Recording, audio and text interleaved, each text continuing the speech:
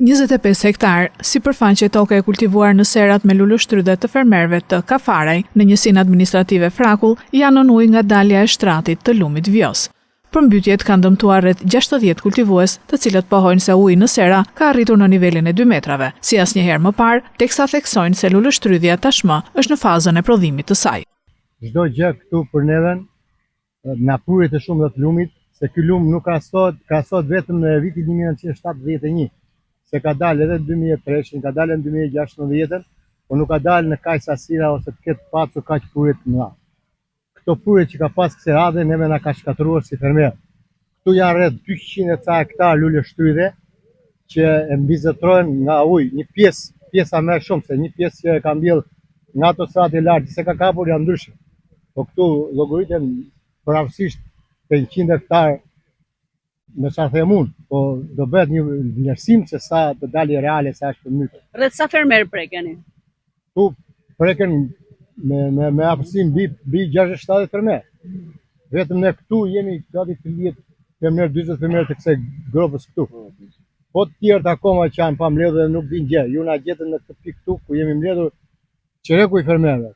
Megjithatë do të thosha nuk është kjo. Problemi më kryesor është se çfarë do të bëhet me këtë luleshtrydhe dhe çfarë do të bëjmë ne si fermer.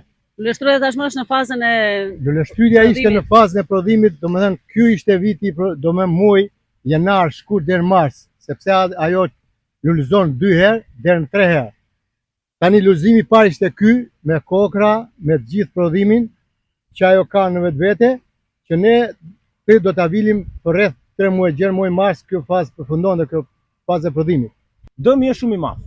Rasti është i përsëritur, herë 5 nga 2015 dhe masa për mbrojtjen e këtyre nuk është marrë asnjë gjë. Përkundrazi, neve na ka penalizuar me argjinaturën që është bërë aty tek mbrojtja e qeverit, me justifikimin domethënë që do mbrojmë banesat, por neve na dëmton më shumë se ne tani kemi atë domethënë prodhimin kryesor të luleshtrydhës. Domethënë gjithë tani kemi hedhur lek, tani ishte momenti për të marrë, ne u mbytëm.